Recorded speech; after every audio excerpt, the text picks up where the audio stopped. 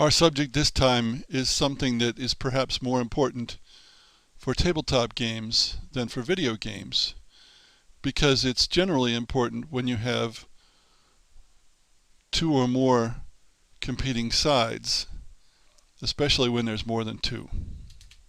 And that is symmetry and asymmetry. In a game that is symmetric, everyone begins with the same situation and the same position. Most traditional games are symmetric. Chess, Go, Monopoly, the Game of Life, Chinese checkers. Everybody has the same position to start with.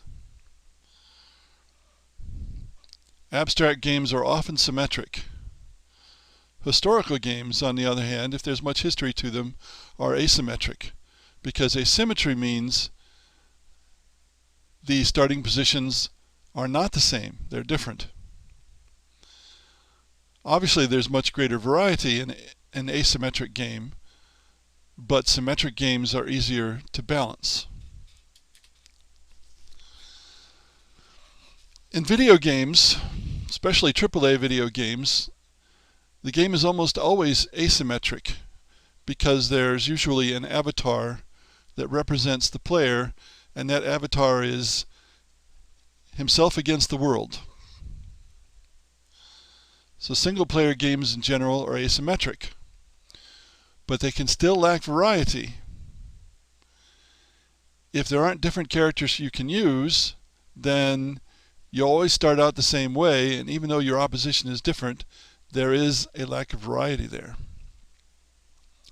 Casual games, if they're for more than one player, are often symmetric. Everybody has the same starting position. And that's true whether they're casual video games or casual tabletop games. In general, symmetric is easier to design to the point of it working decently, but it's harder to make it really interesting because of the lack of variety in the starting positions. Greater gameplay depth, which involves decisions and finding plausible decisions that make a difference. Greater gameplay depth can come from asymmetry more than from symmetry, because there are more decisions to make. Each different player has to make different decisions, and so there are more variables to take into account because of the asymmetry.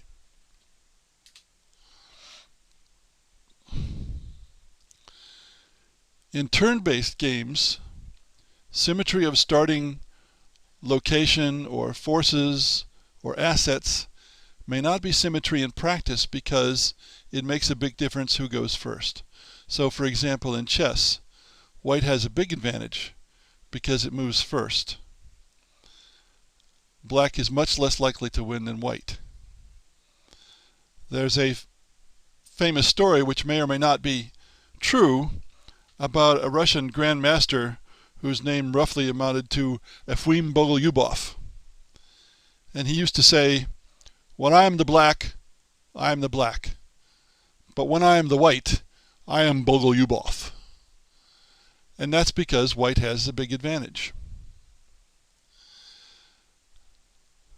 The less uncertainty there is in a game, the closer it approaches perfect information where all players can see everything that needs to be seen, then the more the first move makes a difference. Think about chess, checkers, Go, tic-tac-toe. In all those games, moving first is a big advantage.